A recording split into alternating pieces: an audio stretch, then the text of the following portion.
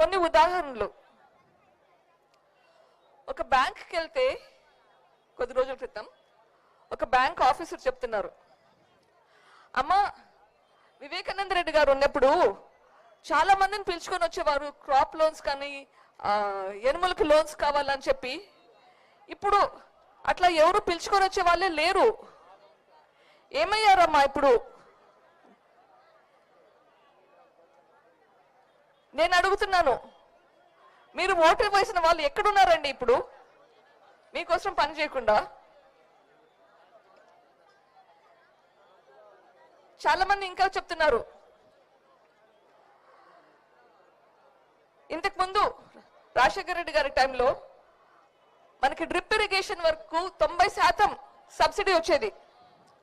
1 ఎకరా drip irrigation చేయడానికి 70 నుంచి 90 వేల దాకా ఖర్చు అవుతుంది. దీనికి 90% సబ్సిడీ వచ్చేది, ఇప్పుడు అసలు కానరాలేదు. డ్రిప్ ఇరిగేషన్ పక్కన పెట్టండి, ట్రాక్టర్లకు కానీ టార్పలిన్కి కానీ స్ప్రేయర్లకు కానీ దేనికే కానీ సపోర్ట్ సిస్టమ్ లేకుండా చేసేసారు. మన ప్రదేశం కరువు ప్రదేశం, మనకి నీళ్లు రావాలని ఎంత కృషి పడ్డారు. కానీ ఇంతకంటే ఎక్కువ నాకు అర్థమైంది వచ్చేసి వివేకానంద రెడ్డి గారికి మీరు చూపించే ఆప్యాయత, అనుబంధం. ఒక్కొక్కరితో మాట్లాడుతుంటే ఏడుపు వస్తున్నాయి, కళ్ళు నీళ్ళు వస్తున్నాయి. మీరు ఇప్పుడు నిర్ణయం చేసుకోవాల్సిన సమయం వచ్చింది అంటే ఎట్లా నిర్ణయం చేసుకుంటామమ్మా, ఎట్లా నిర్ణయం చేసుకుంటాము అని బాధపడుతున్నారు. ఈ కుటుంబం చీలిపోతుంటే ఎట్లా నిర్ణయం చేసుకుంటారు అని బాధపడుతున్నారు. నేను చెప్పేది ఒకటే, మనం ఏదైనా తప్పు చేయాలంటే 10కి 100 సార్లు ఆలోచిస్తాం. ఇక్కడ మనం తప్పు చేయమని చెప్పడం లేదు, నిజాయితీగా న్యాయపరంగా ఏం చేయాలో అది చేయమంటున్నాం. తప్పు చేయాలంటే భయపడాలి. మనం కరెక్ట్ గా ఉండడానికి ఎందుకు భయపడుతున్నాం?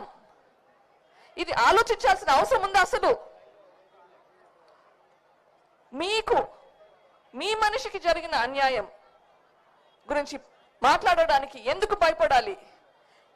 ఇదంతా విన్నాక మీరందరినీ ఇక్కడ చూస్తుంటే చాలా చాలా మనసు ఉప్పొంగిపోతుంది. ఇప్పుడు మనం న్యాయం వైపు ఉన్నామా అన్యాయం వైపు ఉన్నామా ఆలోచించాలి అంతే. మన డిసిషన్ మేకింగ్ అనేది చాలా సులభమవుతుంది. ధర్మం వైపు ఉన్నామా అధర్మం వైపు ఉన్నామా, మన కోసం పోరాడే మన షర్మిలమ్మ వైపు ఉన్నామా లేదా, మన కోసం పోరాడే షర్మిలమ్మ వైపు ఉన్నామా లేదా? మన కోసం పోరాడే మనిషి కావాలంటే మనం షర్మిలమ్మకు ఓటు వేసి గెలిపించుకోవాలి.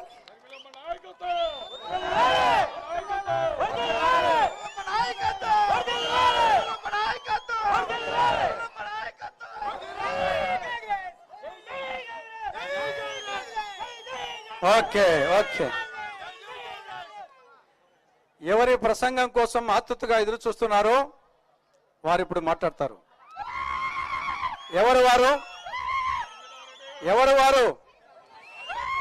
పులివెందుల పులిబిడ్డ, కడప జిల్లా కన్నబిడ్డ, రాయలసీమ రతనాల బిడ్డ, ఆంధ్రమాత అనుంగు బిడ్డ, స్వర్గీయ వైఎస్ రాజశేఖర రెడ్డి గారి ముద్దుల బిడ్డ, ఆంధ్రప్రదేశ్ కాంగ్రెస్ కమిటీ అధ్యక్షురాలు, కడప జిల్లా పార్లమెంటు కాంగ్రెస్ అభ్యర్థి అయినటువంటి వైఎస్ షర్మిలారెడ్డి గారు మాట్లాడతారు.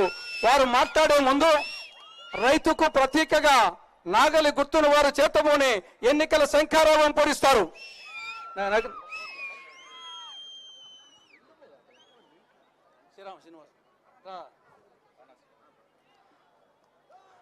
రైతు లేనిదే రాజ్యం లేదు. మంది వ్యవసాయ ప్రధానమైన రాష్ట్రం. ఇటువంటి రాష్ట్రంలో రైతును ఏడిపిస్తా ఉంది జగన్ ప్రభుత్వం, మోడీ ప్రభుత్వం. అందుకోసం కాంగ్రెస్ పార్టీ అధికారంలోకి వస్తే రైతుకు అగ్రతాంబూలం వేయడం జరుగుతుంది అనే దానికి సింబల్ గా ఈ రోజు షర్మిలారెడ్డి గారు ఈ యొక్క నాగలి చేత ఉన్నారు. ఇప్పుడు వారు ప్రసంగిస్తారు.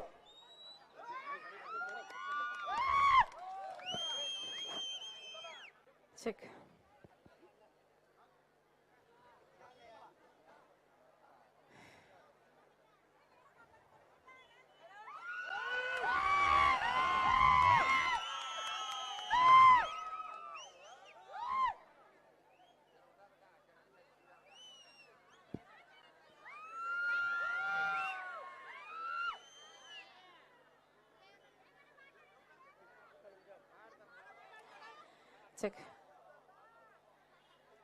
వేంపల్లె ప్రజలకు, చేరి వచ్చిన ప్రతి అన్నకు, ప్రతి తమ్ముడికి, ప్రతి అయ్యకు, ప్రతి అమ్మ